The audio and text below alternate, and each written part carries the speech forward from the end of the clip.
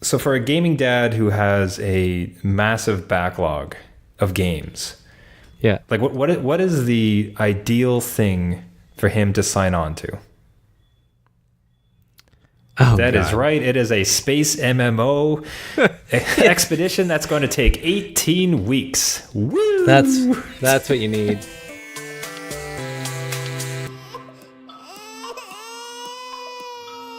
The adult beverages are poured, the kids are asleep. Welcome to New Dad Gaming, a show about fatherhood, gaming, and new fathers figuring out their gaming lives. My name is Trevor, and I have a 3-year-old and a 1-year-old.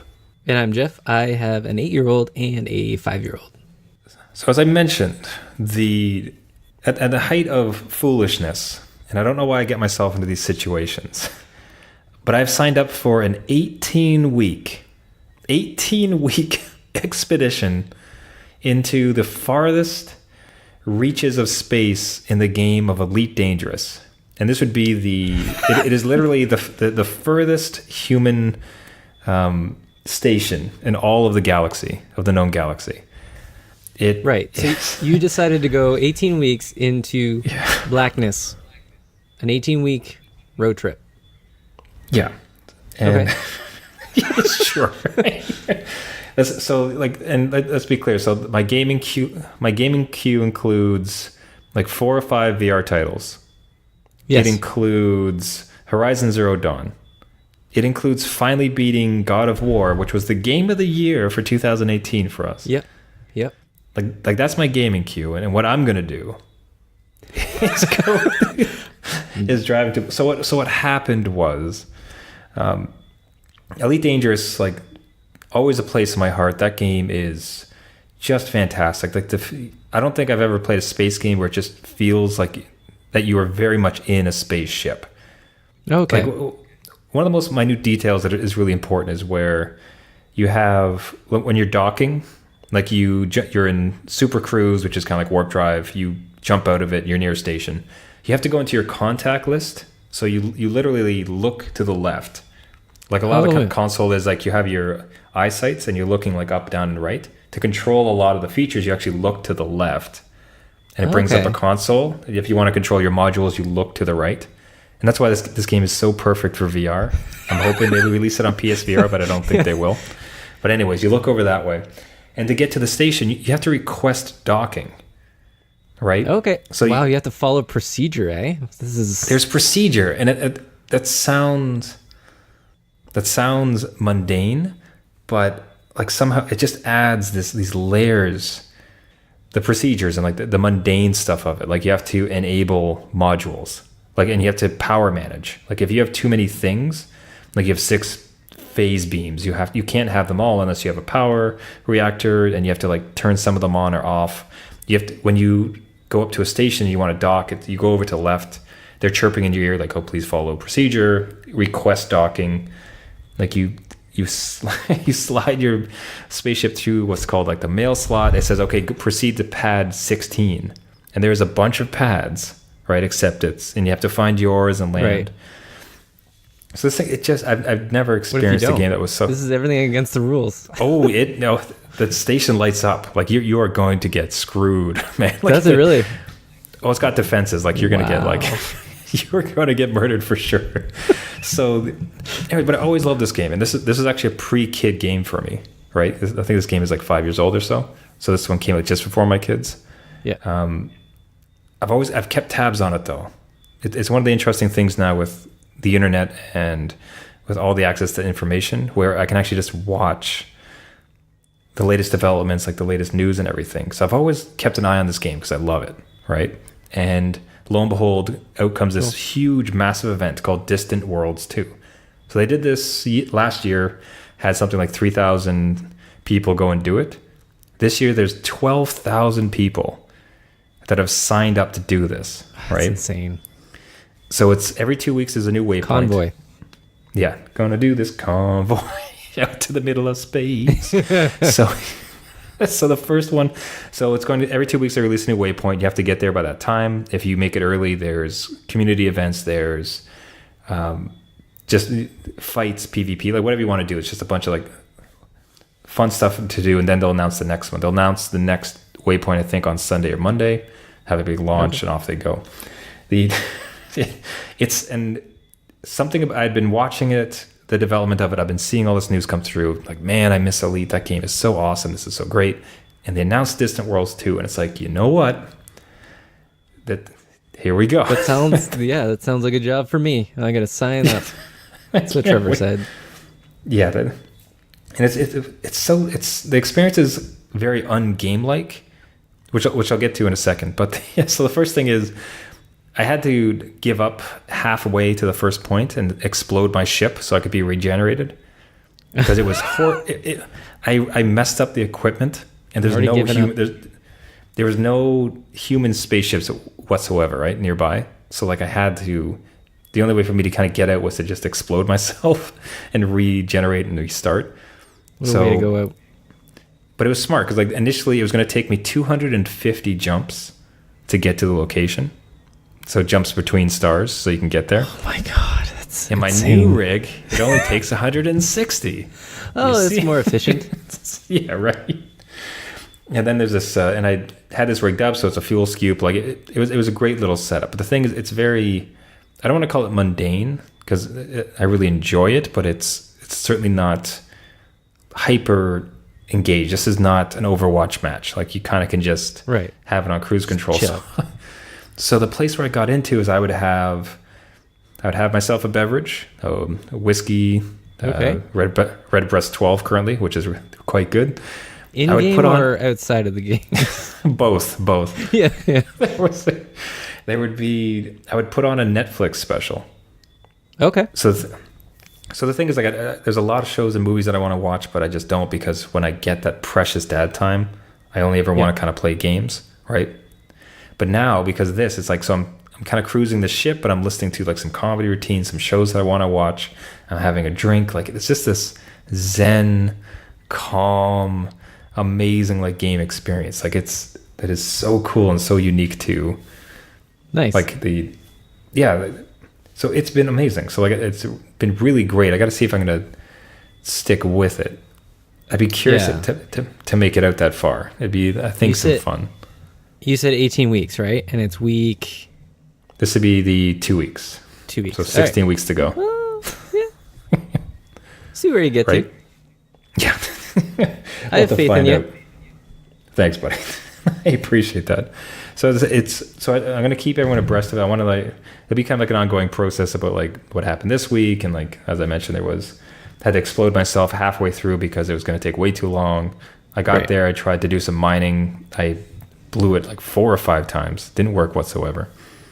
So yeah, we'll keep everyone abreast as this gaming dad takes his short bus across the galaxy. And short bus is very like, the ship is called a hauler. It is this like tiny squat. It is like the first transporter you could possibly get. Really? Okay. It's made for hauling cargo, but like it's super cheap. Like it's really like a beginner ship. So it's this squat, ugly little thing. I bought this like green paint for it. It's amazing. Got it like all branded. Yeah, I got it all branded up, and that's what I'm trucking across the galaxy with.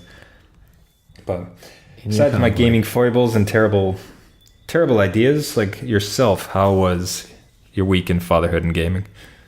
Fatherhood and gaming. Yeah, fatherhood was a little bit of a challenge this week. We have our oldest starting to lie to us. So dealing with lying is a big thing. Is that kind of late?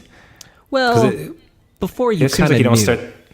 Kind of seems like you'd start earlier. Oh, you mean, okay. Do you mean effectively lying? I feel, this is like, I'm not telling you what actually happened versus, I didn't turn off the bathroom light. Well, I just saw you that you didn't do it. Like, it's not that. It's more in-depth school lying. So it's about navigating that and having, conversations about, let's not do that and let's build that trust.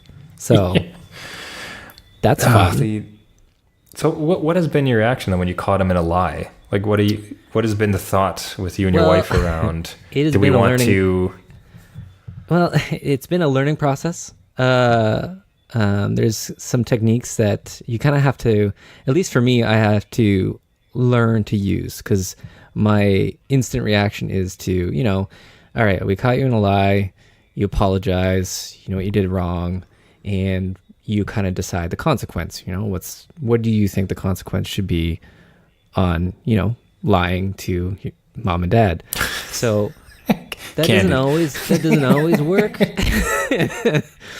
So it's about using the other techniques. It kind of depends on the situation and the lie, but with our oldest, because of ADHD and being gifted, it's is a kind of a challenge to work around, because he kind of wears his emotions on his sleeve, and you can't really come at him too aggressively, or even go into consequences too much, because then the next time he might not come to you and feel that you are kind of that safe space. So my wife has kind of reminded me of that gently. So, it's just about cooling the jets a little bit and talking it out, which we did. But just creating that trust between us, even though he violated the trust to begin with. It's about saying, no, you can come with me, come to me with anything, and we can talk it out. If I find out later that it's not true, I think that's where the consequence comes in. Like, if you tell me now, we can deal with the problem. Later, if I find out, that's where the consequences kind of go up. So it's difficult, man. And not everything applies, because our youngest, not the same character. That dude can, I'll never find out about his lies. He is too good. He has like zero Is he emotion. crafty? He'll just, poker face. Not an issue. Like, so, but we navigated through it. Everything's good now. We'll wait until the next situation and see if the same technique works. But it is hard when you get into like true lies, like actual in-depth stories about something that you need to find out about. Yeah. So yes, I'm doing my best, because it's just it's almost something you'll come to miss. Because I can think about my guys lying. Well, only the one, because the one's not really talking yet. So and gets it's like blamed. you're watching him, and like he drops something. And it's like, did you drop it? No. Like I just saw you do it. It's like I saw you do it, man. He's just trying it on. Man, Yeah. Man, that kind of strikes me hard. I'm just trying to think about looking at him and him saying, like, just actually withholding information from you and not being truthful. Yeah. That seems really... And I think there'd be a lot of fury, basically. Like, it'd be... You have to try to control your anger, because... Well, it's kind of... Yeah, you don't want to... Like, you don't want to yell or anything like that. You scare them off, whatever. But it's definitely like... I raised you since diapers. You should trust me. You trust me with changing your diapers. Come on, let's continue the trust. So don't violate that trust. Let's talk about it. Yeah. Why is this a thing? What would the line be? Listen, I've been dealing with your caca for a long time, bud. So I know what I know what it smells what that like. looks like. Exactly. Perfect. I like it. So try to pull that on me. Yeah. We'll wait until the next time that happens and see. I'll check back in, see if it's my oldest again or my youngest, and see how that plays out. But that was interesting fatherhood. In terms of gaming, though, we went way back in time to where I was a gamer and fired up the SNES Mini. So there it is. Nice. Having the kids gaming go dad in favorite. there. Yes. So we have Zelda Breath of the Wild on the Switch. Going back to Zelda Link to the Past and having my oldest try that out, it is hard. It is a hard game. He died a lot of times in the first castle. I'm like, dude, it only goes up from here. So get used to it. So he was having a great time with that. And my youngest was playing Mega Man X, which I have never beaten a Mega Man game in my life. And he was good at it. So he's my prodigy. I'm going to put all my energy into making him. I'll live vicariously through him beating Mega Man. Man, for sure. I have never beaten Mega Man. No. Never once. No, like, I haven't either. I've only gotten the codes. You know how it ends? The whole game ends, and then you get the codes that pop up on the screen. I even show my kids that. I'm like, that's how we used to get back in the game. We didn't have save states. But God, like it was just. It's the type of thing where it's like I can remember playing Mega Man. You maybe beat one boss. And then the next level is like you were just flying. You might. I don't think I even got to a second boss. Like that stuff was just so unforgiving. Like the amount of games I didn't beat growing up. It's another backlog to hit. So I never beat Mario, like never the original Mario NES, and that always bothered me. That feels like everyone should have beaten that one at some point. I remember it took me a long time to beat that one, like a long time. And I think actually my babysitter beat it, and I was a witness to it. So I don't think I technically You counted it? Yeah, I'm pretty sure I counted it because my memory pretty flawed from a kid. So I'm pretty sure I was just there, and I just chalked it up to me. Man, there's something about babysitters then, because I had one, and he had so mastered it that he was a savant or something. So he would turn the controller upside down and still beat it. Really? Yeah, it was. Whoa. He was a speedrunner before speedrunner. It was, watching him do it was just absurd. I couldn't believe it. That's pretty nuts. Yeah, I got to agree with the audience here as far as Link to the Past from Zelda. One of the greatest games. Yeah, like it just holds up so well. And I don't know if there's any current gamer that wouldn't agree with it. And then it really does. Also coming from the chat here is that everyone needs to beat 1, 2, and 3, which means I have not beaten any of the core ones that I need to have beaten. So this is like, I'm going to lose my mantle. I need to be replaced. I'm pretty sure you need to go back and beat those and then come back. Yeah, I think, if anything, it is one of the reasons why I considered an NES Mini. Because I've downloaded a few ROMs of Mario, some of the original ones, and it just doesn't feel like it's going to be authentic. Yeah, right? So, I don't know, that's a wrong that has to be righted. But that actually makes for an excellent transition, because your kid seems to be a savant of Mega Man, and our Gaming Dad Victory of the Week this week actually deals with a savant of Overwatch, and what could be one of the youngest pros if this girl keeps up on a trajectory. So it is time for Gaming Dad Victory of the Week. Each week we feature an exceptional gaming dad, and often their kids who are doing fatherhood and gaming so well. So this week's victory goes to Gaming Dad Brad, whose 8-year-old daughter used her immense Overwatch skill to save her team and the match. And this is just one of many, many highlights this 8-year-old has in her history. It's wild. But there's one video in particular that brought up the victory. So Jeff, why don't you walk us through the post? Yeah, so I'll talk along with it, but this is an 8-year-old playing Overwatch and saving the entire squad with immaculate hand-eye coordination. There is reaction time here that I don't have, and maybe it's because we're old. I don't know. But just look at this.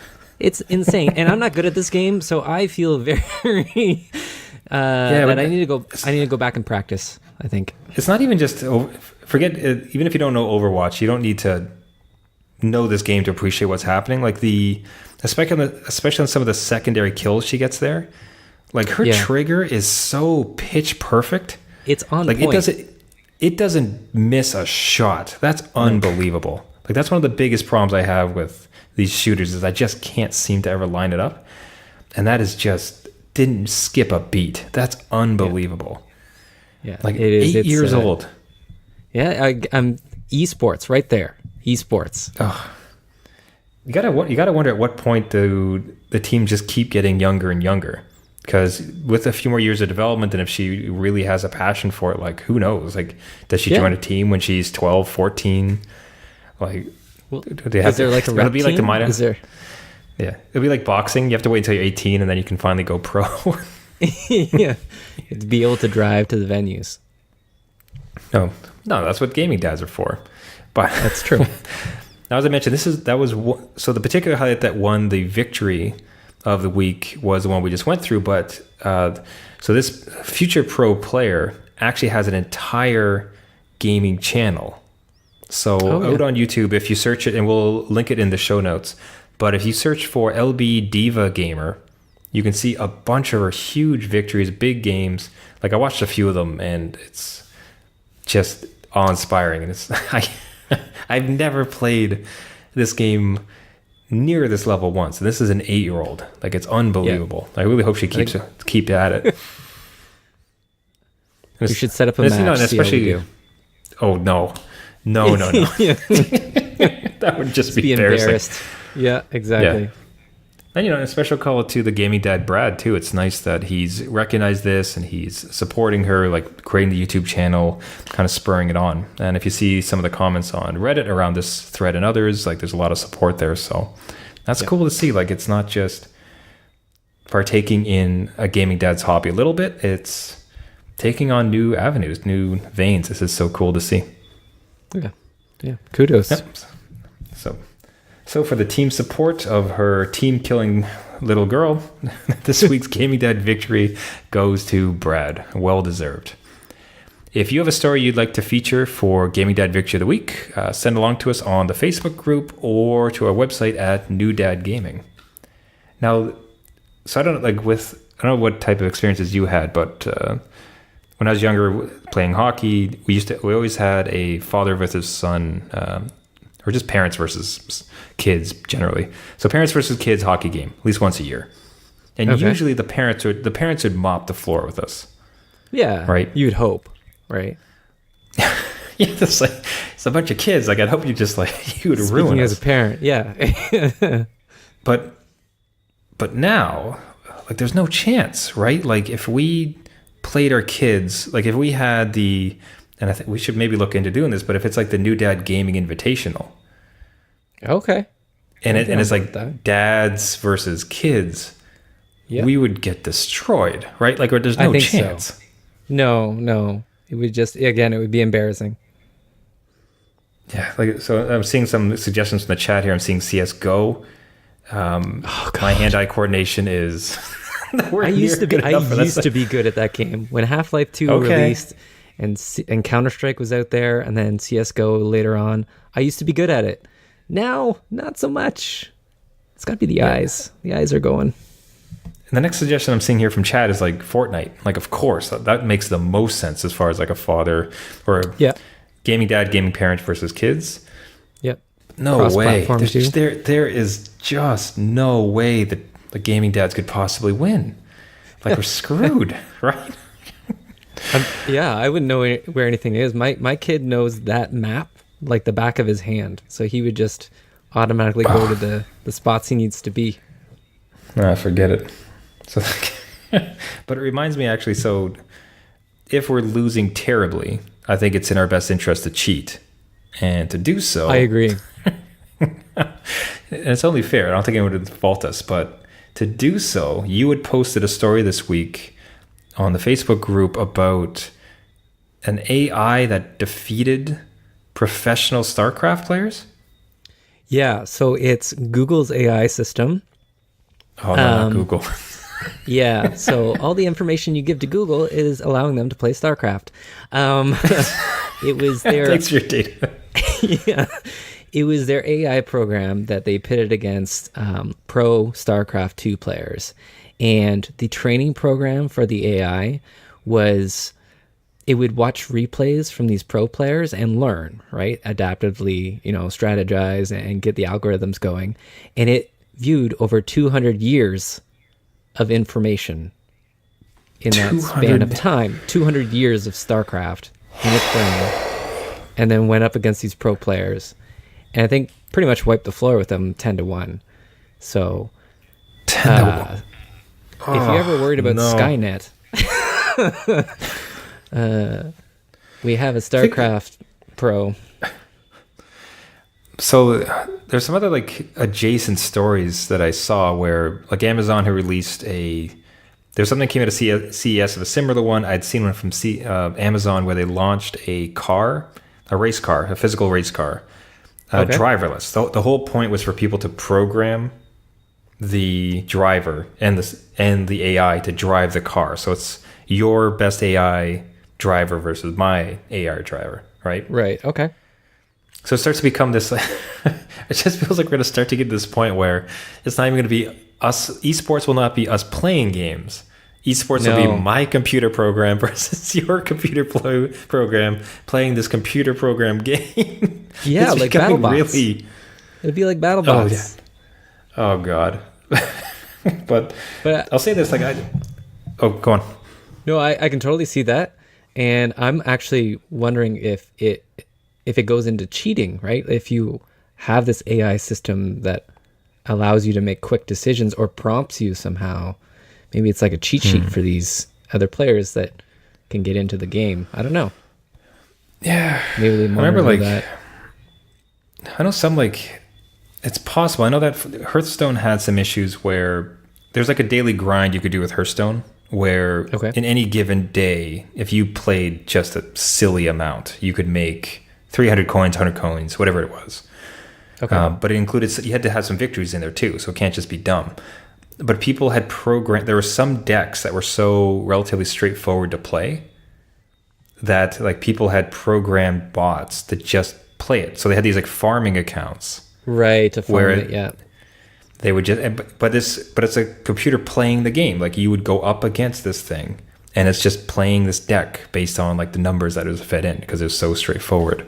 And every now and then, Right. you know, you play 50 games, you're going to win like 3 by just the other person gives up at some point, like a couple by luck, like, and they would just farm. Just And it averages. sounds like you just run up against these bots every now and then.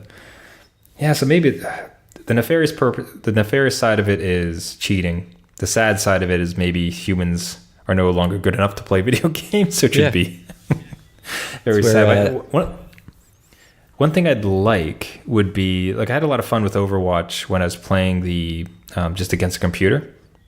So Okay. some of the you can go in just in like a simulated matches, so it's just you versus AI bots, whoever. and it's a lot of fun because it's kind of geared towards letting you kind of win. But if that intelligently scaled, right? Yeah. Well, seriously though, like think about like I want to get better, but I have some worries about getting into actual online competitive play with other people. Like I want to just like kind of keep, and the AI is able to cleverly scale with me, so it kind of keeps training me and getting me better. Like the See, I have I'd an like interesting that. story about that though. Oh, So, no. playing Smash Brothers, Ultimate Smash, I looked up online how to get better, how to get Mm-hmm. good, because I didn't want to go online, but I wanted to, at least wipe the floor with my kids. Beat your kids, So, yeah, of course. I went online. In a game. Yeah, and a lot of people say you don't put the computer level past a certain, I think it was like 5 or 6, because it does things that you pick up bad habits against. So you know how the computer works, and it's nothing a human opponent would do. So it's training you almost for these bad habits that only an AI opponent could pull off. So it was interesting. It was just like, oh, really? Like I thought I would scale it so I get, the best I can be, and then go up to like level 10 computer and I'd be, a god among men online. But I guess it's like slightly bad to go past a certain level for that reason. It's just you have these bad habits from AIs, doing whatever. They'll double jump at a certain way and all the time. So I don't know. It was just a something I didn't think about. Yeah. See, I'd wonder if they regrouped. I'd almost be curious to see about a rematch, because I think in many ways they had their game plan, of which it was within the computer's database, right? So it kind of knew what was going to happen. I can remember my favorite clips from StarCraft was it's the one player's map, and all of a sudden like a chat comes up and it's like, I will blot out the sun, and he types back, it's like, what are you talking about? And all of a sudden, like a million of the floating things, unfortunately, I don't know the terminology, but like a million of the floating things just come across. And it completely Really? blots out. It covers everything on his screen. These things can't attack. Like they're useless. Like they're not like, he's not like, he is just making it so that the other person can't see. Can't see. His That's screen. a good technique. Right. That's amazing. And he also, and I think he made it so like he couldn't click on anything, because anytime he tried to, like he'd click on one of the floors. It's the most amazing scene. It is. Oh, geez. Actually, since we have the benefit of like live video, like I half want to find that. So Trevor, Google something. Google. I love the Google segments. If Google picks this up. Yeah. The good thing is that if you're watching live with us, we get to see this one. StarCraft, blot out the sun. If you're listening at home, I suggest at some point, if you haven't seen this clip, find it, because it is just like, yeah, it's good technique. Okay. I want to get to a point where Google Home, I can say, hey, Google, play StarCraft 2 and win a match for me. Win the next ladder match. Okay. I just want to win one, please. Okay, so if...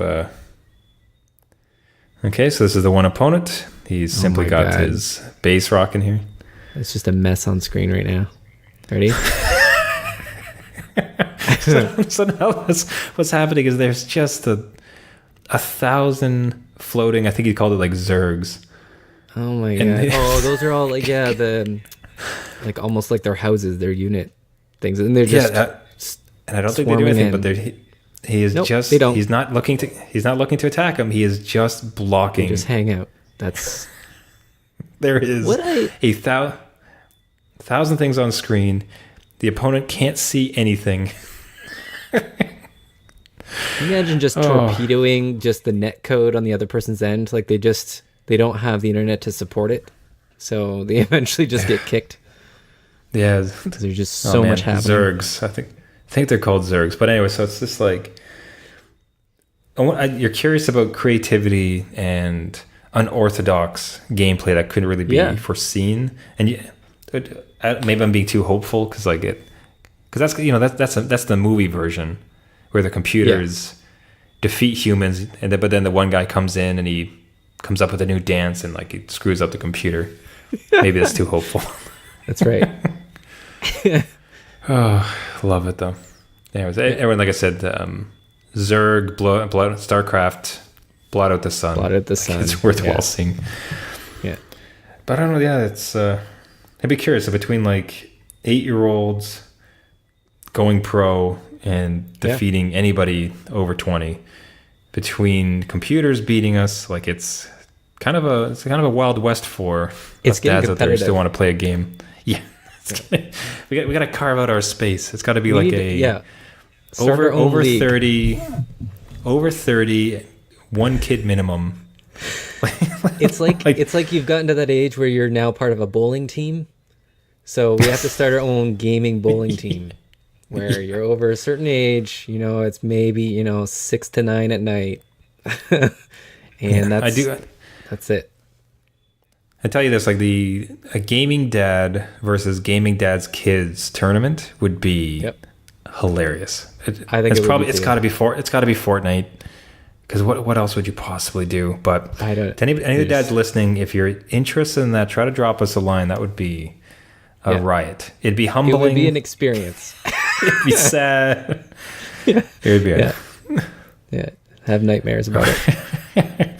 We're being asked from the chat if we're comparing young children to computers when it comes to gaming. I think children are the only hope to beat computers. Us gaming dads, we're too far over the hill. We're not going to beat them, but the kids just may. Next gen. Please take over. What's the famous movie where the kid commands a Starfleet?